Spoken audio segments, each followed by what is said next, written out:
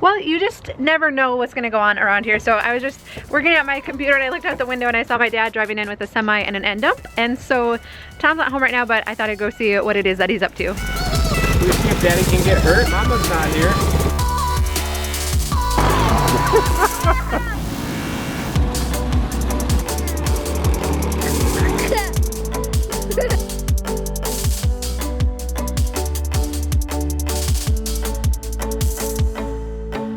So I was just talking to my dad, and they have, at their farm, they have about 40 acres of beans in the back, and it has been so wet here that the driveway they usually take to get back to that field has big ruts in it, and it's way too wet to get the combine back there. But the beans are finally dry enough, so they would like to get those beans off. So he is gonna take 3 or 4 end dump loads of dirt that we've had stockpiled here and take that down there and try and fill in those ruts so that they can kind of beef up that driveway and get back to that field. So that is what he is up to today. We've actually had some dirt stockpiled up here because my dad was gonna build some berms. And so, of course, with farming, one of the concerns is erosion. And so by building berms, which he's been doing in other fields on their farms, it helps to direct the water and keep the fields from washing out. And so we've had a bunch of dirt up here for that purpose, but he's just gonna use a little bit of it today to build up that driveway.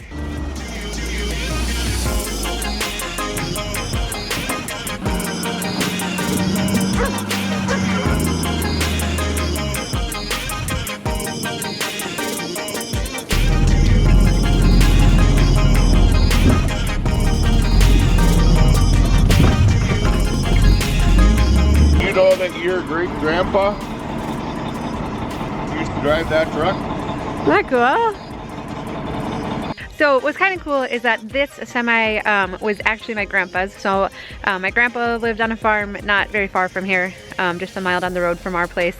And so he had a trucking company, and this was one of his semis. And so it's a 1989 Mack semi. He always had Macks, and Gage has been looking at the little bulldog on the hood. He keeps saying, "Oh, it's still there, it's still there." So that's been kind of fun. So he always drove Mack semis, and he had a fleet of them, and they were painted in these red and orange and maroon colors. But I remember going to the elevator, the grain elevator, with my dad in this semi. My grandpa pulled livestock trailers, so I remember hauling pigs with him in the semis. So my dad was able to buy the semi after he passed away, and so it's kind of cool to have it in the family still. And he said this one's the best one for the job, to go down into the field and not get stuck. So that is important right now.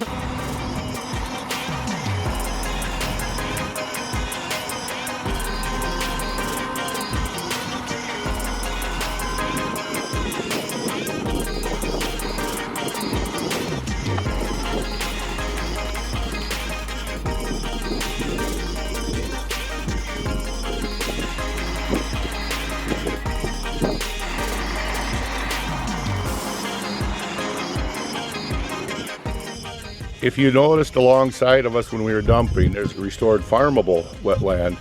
It was marginal farmland, and it had been tiled out in the late 60s, and we restored it, and we're adding open water areas to it. By doing so, we created a lot of habitat for not only ducks, but also geese, pheasants. There's a good pheasant population down there.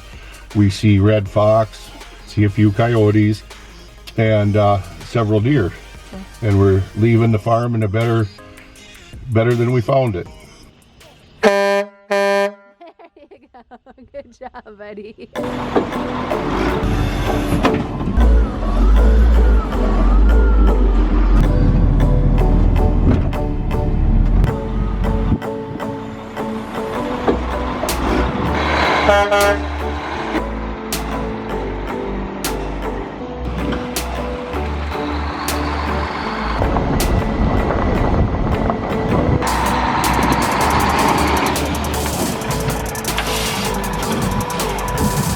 Go a little further. There you go.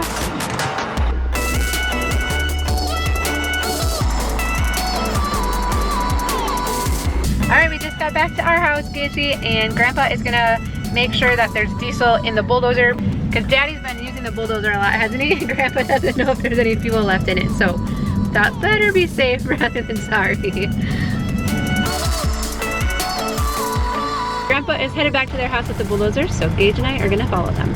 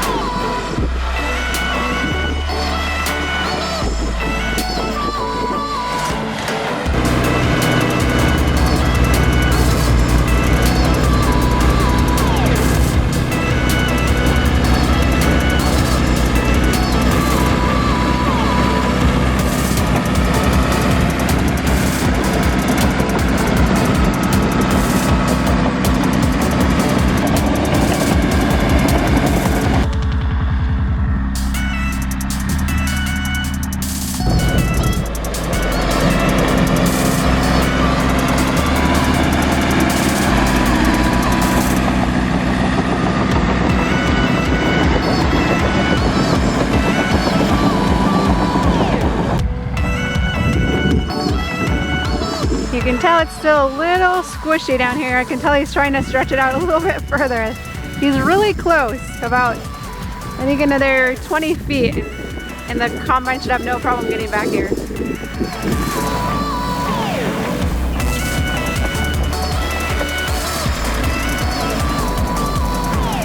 What do you think? Is it gonna work? Yeah? Think the combine will get across there? Yep. Just put a little polish on it yet and the combine will get through there.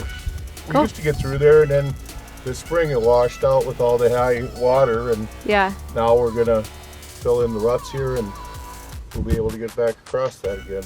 Awesome. All right, so it's obviously evening now. They were combining at a different field, so they just got moved back down here. So Matt has to put the head back on the combine. So they take off the head and haul that separately on a trailer because it'd be too wide to go down the road. So so he has to get that hooked back up, and then we're gonna see if they can make it across this driveway now, this road back to that field, if that was enough. So my dad's hopeful that it's gonna work now, but combines are very heavy. I don't know how heavy they are, but they're very heavy, so that's the concern. And these two want to be co-pilots, right?